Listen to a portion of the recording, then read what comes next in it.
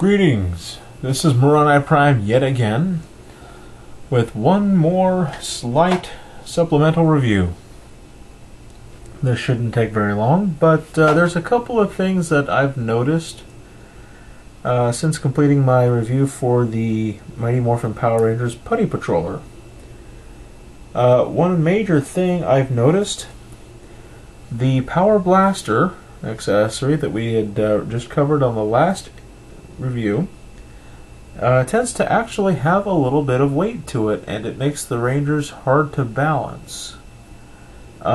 This may be an instance where if you display them all firing it together, you may want to have one or two of the figure stands at the ready.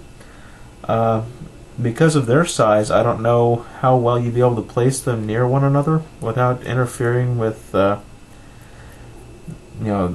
being able to stand all the figures upright. So if you can manage it, that may be a good idea to at least explore.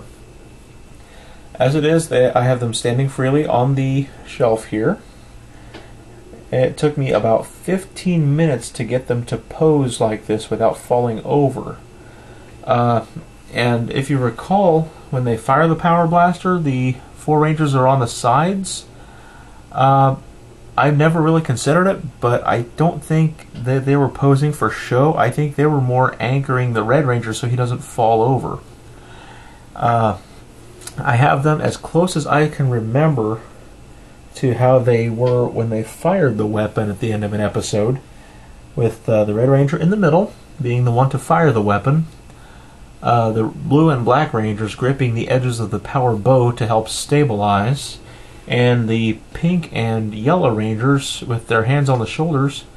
From what I can gather, they must have been holding all three of the male Rangers in place to where they didn't fall over one another from the blast.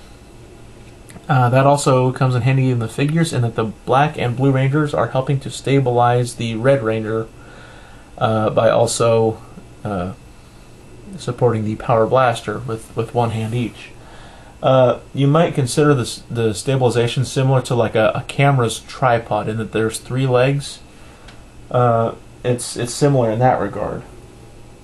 The Pink and Yellow Rangers are not supporting the other Rangers at all whatsoever. Their hands are just merely up on the shoulder to give it the appearance of how it was in the show.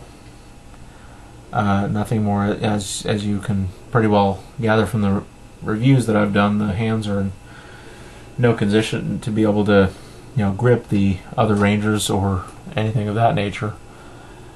Also, to add for a little bit of effect, I do have the Putty Patroller in the front as if he had just been blasted by it and was in the process of falling apart and separating into his respective pieces in order to fly back to Rita or Lord Zed, depending on which version of the Putty this is indeed supposed to be.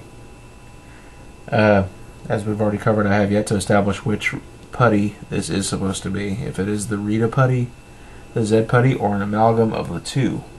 If it is supposed to be the Zed Putty, they forgot the Z-Shield, which was a major part of those, in that was their weak spot in the show.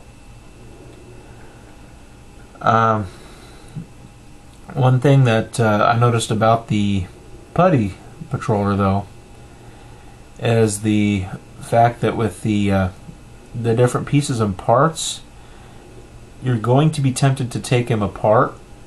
I just wanted to further stress again, be careful when you go to remove or reapply these different parts, because doing so, the pressure may cause added stress on the hinges that are further up the arms and legs from these little pegs, and by putting excessive force on the limb, you may stress or break the joint without intending to. It is a little bit of a softer plastic than, let's say, a transformer, for instance. You can do this if you like, but just use care and use caution when you do. That's pretty much all I had to add to this at the moment.